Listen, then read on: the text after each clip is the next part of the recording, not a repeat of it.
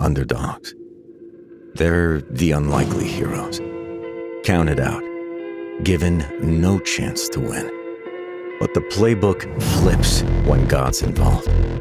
That's how shepherds take down giants. You see, when God steps in, the odds change. The weak become strong, the meek become mighty, and the lowly become legends.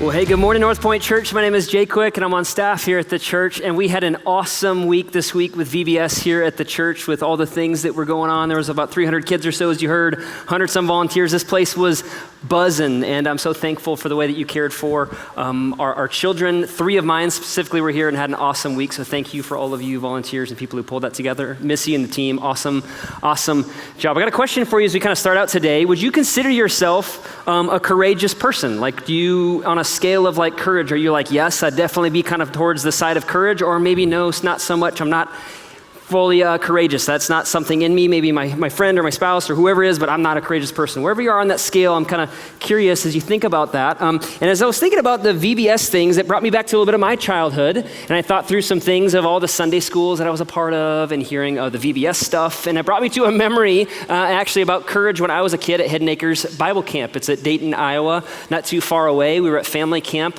30-some years ago or so, and they had just gotten like a new toy. It was awesome. It was the Blob. And if you're familiar with the Blob, it sits at the edge of the lake, and it's this giant air pillow. And this thing is awesome. You sit on the edge of it, and if you're like careful enough, you get like right on the edge. And if you go too far, you're gonna fall in the lake, but you get right on the edge, kind of where there's a little bit of a lack of air, and you kind of sit in that crevice. And then somebody goes up on a high pillar and jumps off to the back of that and lands, and all the air goes forward and pushes you off into the lake, and you scream, and you have a wonderful time. And so I thought that I was like this courageous young little kid when a couple older men came up to me and were like, hey man, we were watching you go off the Blob. And it's hard to maybe imagine, but I wasn't quite as physically big as a kid. Like I was a little bit of a smaller kid. I was getting blobbed super high. So these guys are like, hey, can we double blob you? And I'm like, that'd be awesome. The double blob, what could go possibly wrong getting doubly blobbed? And so I get to the edge of this thing, and these are like NFL-sized lineman men, just without the muscles, like just NFL, like big guys. And they get up to the top of this thing, and they kind of look at each other, and they're like, are you ready for this? Like, yeah. And then they not only at the top of this platform, they climb on top of the railing. So they're up even a little bit higher, and they link arms, and we're like, dude, this kid's gonna fly, right? And so they start jumping, and as they hit this pillow, I got shot up into space. Like it was crazy, like 670 feet in the air. And I remember vividly, like 30 years ago or so, I'm looking backwards and I'm like, oh, that's funny. The lake's still getting farther away as I go shooting up higher into the air. Like that's not supposed to happen. And I start coming back down. And have you ever seen an awesome belly flop? Like a really good one? I didn't quite have a belly flop, but I like land on my back and my ribs so stinking hard. And I come back out of the water to see everyone laughing hysterically. And I'm crying. And I want to go gasp in air to like start crying. And the wind is completely knocked out of me. I'm crying big tears. I kind of go into the shore and everyone's like, oh, are you okay, buddy? Did you see that kid? That was awesome. I'm like, that was terrible, you know? And at the time, I thought it was courageous. It was incredibly stupid. It wasn't very smart, right? So sometimes we have this courage, we associate that with absolutely no fear. And I think this text today gives us a good depiction of what courage truly is. So if you got a Bible with you, we'll be in 1 Samuel chapter 17 today. Famous story, David and Goliath. And that's actually a beautiful picture of courage from a number of different angles that we're gonna take a look at. To kind of set up the scene here, is the beginning of the chapter. It's going to talk about this group of people called the Philistines. The Philistines are a group that were like enemies of God's people, the Israelites. They were not friends with them. They were not the people that they were super in touch with. And they were known for a couple things. A formidable army. They were always in battles. They were always in war. And they were tough because they were on the forefront of the Iron Age. They were very good with their weaponry. They did bronze really well. They had iron really well before other people used iron. They were using that in their weaponry. They were a formidable foe. So on one side, you have the Israelites, God's people, and the other side, you have the Philistines on this other hill, and in the middle, you kind of have this valley of the shadow of death, that if you go in there, you better know that you might not be coming back out. So you gotta have courage to enter this thing, especially when the other side, the Philistines, got this guy named Goliath.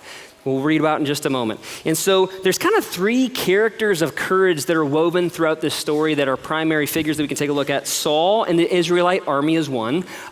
They lacked courage. They had no courage. They were not courageous to face Goliath. Goliath, on the other hand, he had misplaced courage. He had so much courage that he looked to himself to find courage. It was misplaced.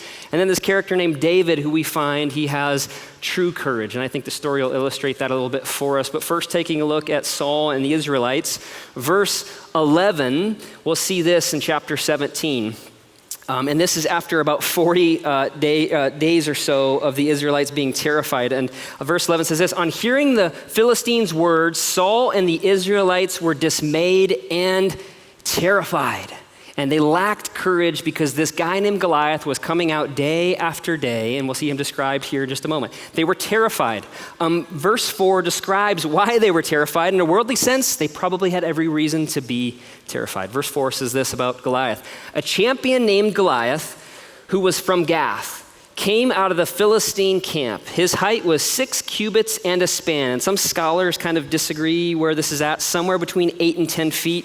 A lot of scholars land around 9 feet, 9 inches tall. Incredibly tall guy. He had a bronze helmet on his head and wore a coat, a scale of armor of bronze weighing 5,000 shekels, which this thing was 125 pounds. And on his legs, he wore bronze greaves, and a bronze javelin was slung on his back. His spear shaft was like a weaver's rod, and its iron point weighed 600 shekels, about 15 pounds just at the end of the spear. His shield bearer went ahead of him. And there's a reason to be afraid. I had a buddy in high school, his name was Brent. He was 6 feet, 11 inches. I always felt like super small around him. I was like, hey, how's it going up there in that land that I'm not a part of? 6 feet, 11 inches. If Goliath was 9 feet 9, that's almost 3 feet, half of me taller than my buddy Brent. There's reason to be afraid of a giant of that size. And so I think it might be natural for us to kind of associate here, they're so fearful, so therefore they didn't have courage to face Goliath. Therefore, they must be, they have to have no fear to have courage. And so we sometimes can associate here, if you don't have fear, then that means you do have courage. And that's not exactly how it works. There's not the absence of fear. Take a look too, we see a little bit of fear from the other side of Goliath. Verse 8, Goliath stood and shouted to the ranks of Israel, "Why do you come out and line up for battle? Am I not a Philistine, and are not you servants of Saul? Choose a man and have him come down to me.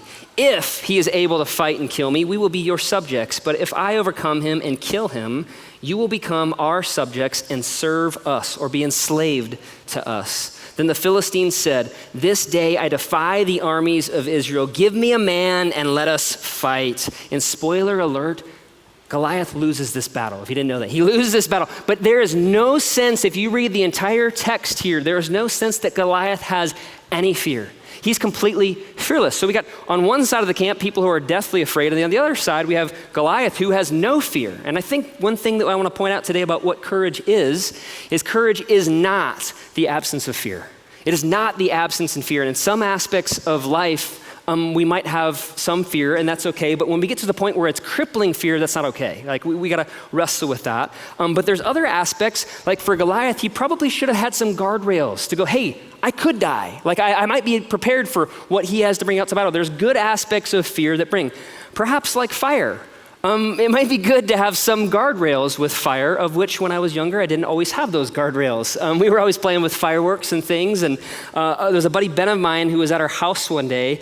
I'll never forget, he was with my brother and I, and we were somewhere in those early preteen years. And he's like, hey guys, did you know that gasoline is flammable? And I was like, no, but that's awesome. Should we try it? Let's figure that out. And so we had the brilliant idea of putting some gasoline inside of a Coca-Cola bottle. And we're like, let's just see what happens if you light that thing on fire. And we had safety goggles, so we were cautious, had our safety precautions, and we light this thing on fire at the top of it, and all of a sudden, we run away thinking it's gonna blow up. And kids in the audience, don't do this at home. This is not for you. But we lit this thing, and it was just this nice little candle that came out of the top. We're like, oh, that's kind of cool. That was neat. Gasoline is flammable. Way to go, Ben. You're right. You must be a scientist. That's awesome. Until it came to try to blow this thing out. We're like, dude, how do you get this way? We start waving it. We're like, how do we get this out? We're trying to blow the gasoline out. And so my buddy's like, well, maybe if I just take the bottle and I like throw it like this one way, like a giant wave, it'll blow out, and then throw it like this the other way.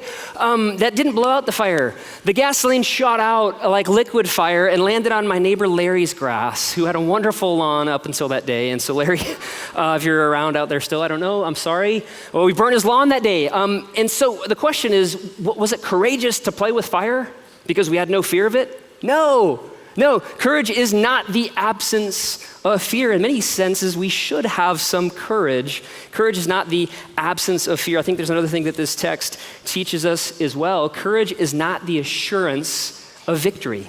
We don't have to have this assurance of victory to have courage, because that's what Goliath had.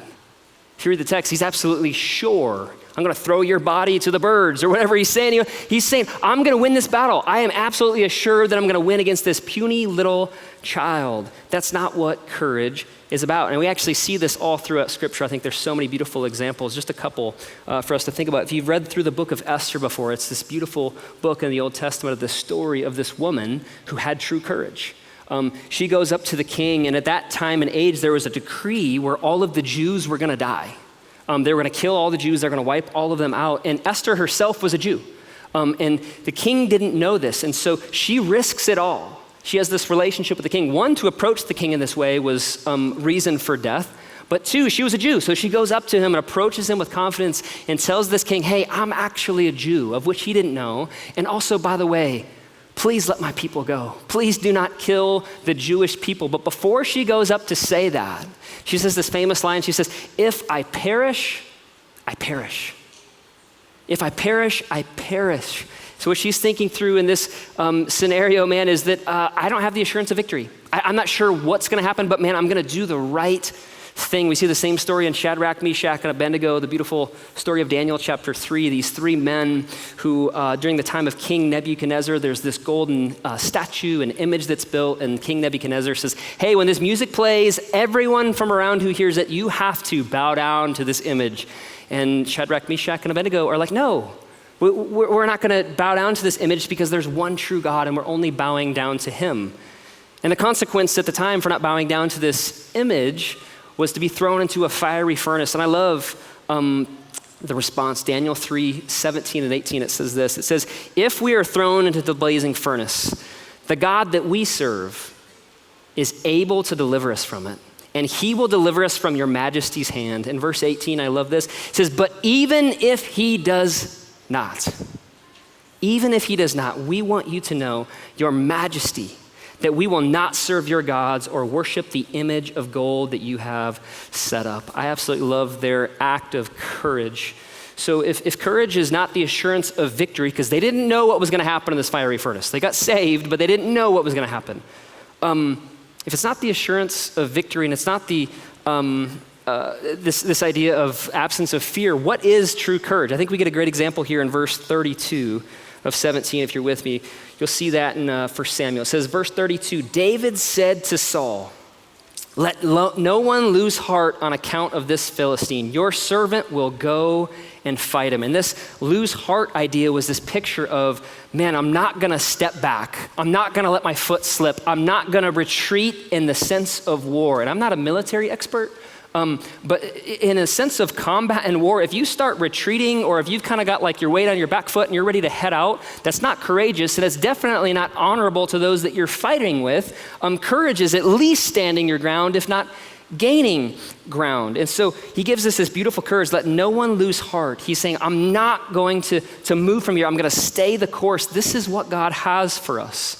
And I think we get this beautiful idea, courage, that we can define in this way. Courage is being willing and able to do the right thing regardless of the outcome, regardless of the circumstance, regardless of the situation or the potential consequences. Courage is doing the right thing. And in this sense, in the military sense, it wasn't retreating.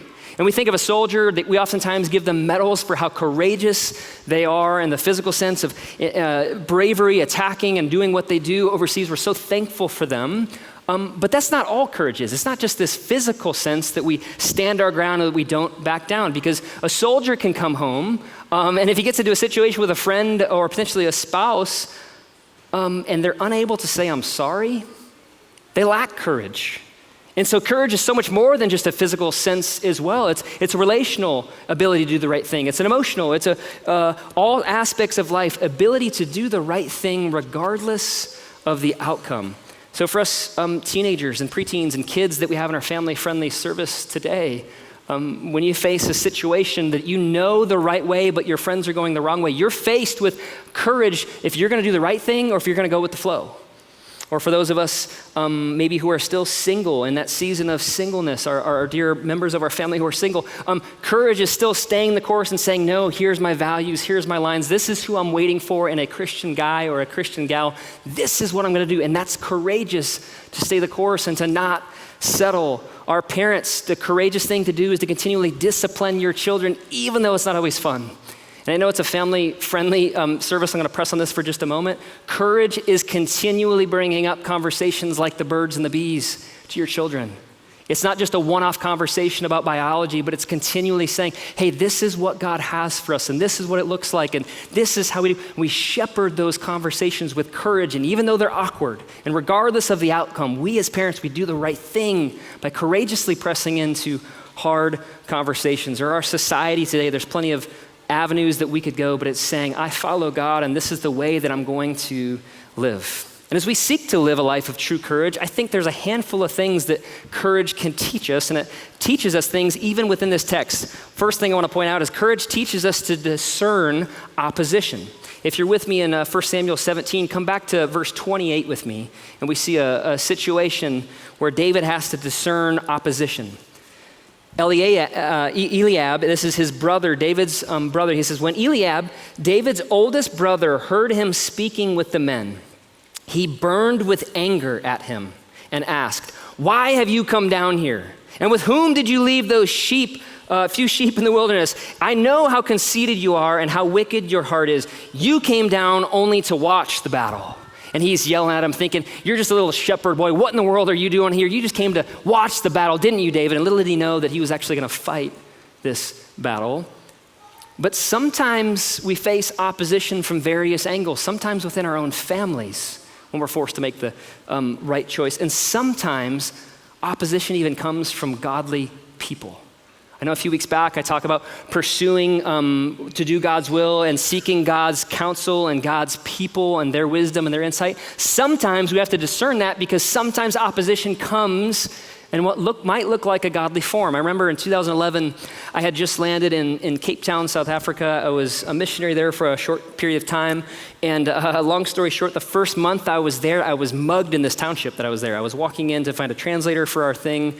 The next day, it was about 4:30, broad daylight on a Wednesday, and I turn around and two gangsters kind of hop up on my back and wrestle me to the ground, and I fended them off, thankfully. No, not really. There's a guy who came up and honked on his horn, and these guys ended up running away, and my phone and wallet didn't get taken, thankfully. Physically, I was okay, but mentally, man, I was pretty shaken up. Like, seriously, God, you moved me 8,000 miles over here, and you're gonna let me get mugged in broad daylight in the place where I'm trying to serve you and serve your people? Like, how is that supposed to work? And so I was a little bit shaken up by that, and I had some very godly people go, well, maybe God's trying to give you a sign to move you to a place where you're supposed to work differently. Maybe you're not supposed to work in that township. Maybe you're supposed to do some things over here and partner with that church and do these things over here, and maybe that's a dangerous city. Maybe you shouldn't be working there. And I began to think, maybe did I hear God's voice wrong? Was I supposed to be in the right situation? And then I talked to my buddy Dan, a good friend of mine, and he just said, you know, Jay, this seems like a great opportunity. Like, what a cool way for you to go back into this township, the one that you got mugged, and go to that same corner of the gangsters and strike up a conversation with them tomorrow morning. And I thought, well, that sounds crazy, but maybe. So I prayed about it, and the next morning I went there with a friend of mine, and it was like one of those images that, like, you walk in and you see those guys, and they see you, and they're like, oh my gosh, like, is that the guy you jumped on yesterday? Oh my goodness. So I'm walking up to these guys, I'm like, hey, I just want to introduce myself. I'm Jay. I live here now. I live just down the street. And I just wanted to invite you to breakfast the next morning. And you know those like cartoons where their jaws hit the floor? It felt like the guy's like jaw hit the floor, and they're like, is this guy for real? Like, does he remember what just took place like 16 hours ago? And long story short of that, one of the gangsters who was involved in mugging me, 6 months later, he ended up getting baptized. And I think about, had I listened to the opposition that came from a godly source that said, hey, that's not a safe area, you probably shouldn't go back there. Man, what a way to surrender, a way for God's glory to show up. Courage teaches us to discern opposition. Sometimes, not always. This doesn't mean you're off on your path, and I don't regard any leadership or Christian influence. No, we take all that in collectively, but we pray about it, and it teaches us how to discern opposition. The other thing that I think we learn from this text as well is that courage teaches us to embrace our pasture. Take a look with me at verse 32. I'll read a little bit there of David's journey. David said to Saul, "Let no one lose heart on the account of this Philistine. Your servant will go and fight him." Saul replied, "You are not able to go against this Philistine and fight him. You are only a young man, and he has been a warrior from his youth." 34, but David said to Saul, "Your servant has been keeping his father's sheep. When a lion or bear came and carried off a sheep from the flock, I went after it, struck it and rescued the sheep from its mouth. When it turned on me, I seized it by the hair, struck it and killed it. Your servant has killed both the lion and the bear. This uncircumcised Philistine will be like one of them because he has defiled the armies of the living God. The Lord who rescued me from the paw of the lion and the paw of the bear will rescue me from the hand of this Philistine." Saul said to David, "Go, and the Lord be with you." I don't know what season of life you might be in, but this text reminds us that your pasture prepares you for your battlefield. David's experience in the pasture, which seemed like a lowly task for the youngest child at home, just taking care of the sheep, just kind of walking the fields, it was his pasture that had prepared him for God to do mighty things in him. And what I've known about some of my seasons of different pastures of singleness or various times in my life where I felt like I was on the sidelines, like waiting for God to use me, is that in those pastures, God often does way more in me than he does through me. And if you're in your pasture right now thinking like, man, I'm just waiting for that job promotion, like, oh, I'm just so frustrated at this lowly task, or you're on your season of waiting, you're waiting on children, or you're waiting to be married, or whatever that might look like, you feel like you're stuck in a pasture of like, I can't quite figure out what God's doing, kind of get antsy. Recognize God's doing something in you and likely preparing to do something through you in the future. But we have to be faithful in those seasons of our pastures. And even those seasons of our pastures that can be difficult, that are full of loss, sorrow, or pain.